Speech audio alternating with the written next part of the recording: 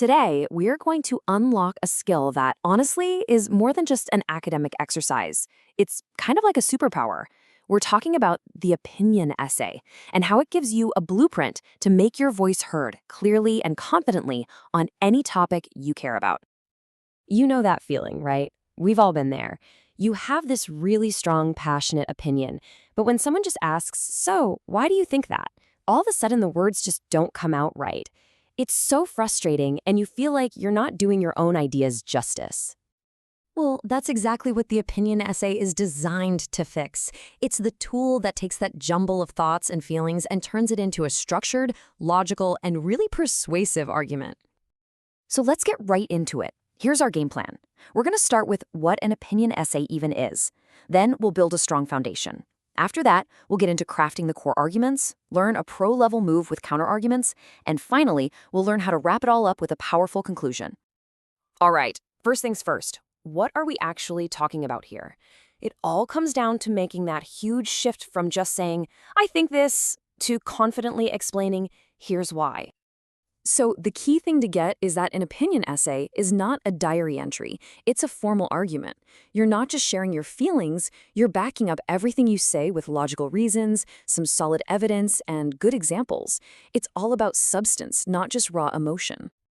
And it's really important to see the difference here. A persuasive essay will often try to win you over using emotion, but an opinion essay, it's all about presenting a clear, logical case. It lets the strength of your reasoning do all the heavy lifting, trusting that the reader will see how solid your argument is.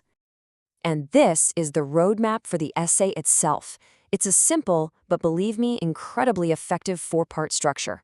You start by introducing your opinion, then you explain your reasons, you acknowledge the other side to show you really thought about it, and then you bring it all home with a strong finish.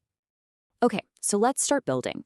We're going to begin with the most critical part of any structure, the foundation, your introduction and your thesis statement. Everything else is going to be built on top of this. Your intro has three really important jobs to do. First, you need a hook, a good question or maybe a surprising fact that just grabs the reader. Second, you introduce the topic so they know what we're talking about. And third, the absolute most important part, the thesis.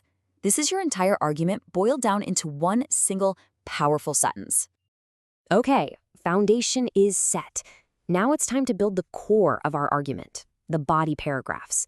This is where we really dive into the why behind our thesis. And here is the golden rule for your body paragraphs. You have to remember this. One paragraph equals one idea. This focus is what makes your argument so easy for people to follow, and it makes it super powerful. Don't try to cram too much into one spot. Just give each of your reasons its own paragraph to really shine. Now, to make sure all your ideas flow together smoothly, you're going to want to use transition words. Think of them like signposts that guide your reader through your logic. Words like firstly, moreover, and as a result connect your points and turn a simple list into a really compelling story. All right, now for a technique that will take your essay from pretty good to absolutely great. It's the counterargument. Now, it might seem a little weird at first, but talking about the opposing viewpoint actually makes your own argument way stronger. So why does this work so well? Well, when you acknowledge another point of view, you're showing your reader that you've looked at all the angles. It proves you're a critical thinker, and that immediately makes you more credible. It's a total power move, showing confidence in your own position. And here's a perfect example of how to do it. See, you state the opposing view fairly, and then you pivot right back to your own argument with a word like however, showing why your perspective actually holds more weight. It's brilliant. Okay, you've built the solid, logical argument. Now it's time to bring it all home. A strong conclusion doesn't just end the essay. It leaves a lasting impression on your reader. So, just like the introduction, your conclusion has three simple jobs. First, restate your main opinion, but use fresh words. Second, give a quick summary of your main points. Just remind the reader of the journey you took them on. And finally, leave them with a powerful, memorable thought that really drives home why this whole thing matters. And before we wrap up, here's a quick checklist for success. Keep your tone formal, no slang. Always back up your ideas with some kind of evidence.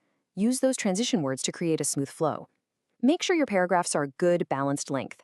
And please, remember to restate your ideas in new ways. Don't just repeat the same sentences over and over. I love this quote because it really gets to the heart of what we've been talking about. It's not about just shouting your opinion out there. It's about building a case, providing the reasons, and showing your reader why your perspective is important and deserves to be considered. So, with this blueprint in hand, what's an opinion you're now ready to defend? What's that one issue you really feel passionate about? Because now you have the tools to build a clear, logical, and confident argument. So what are you waiting for? Go out there and build your case.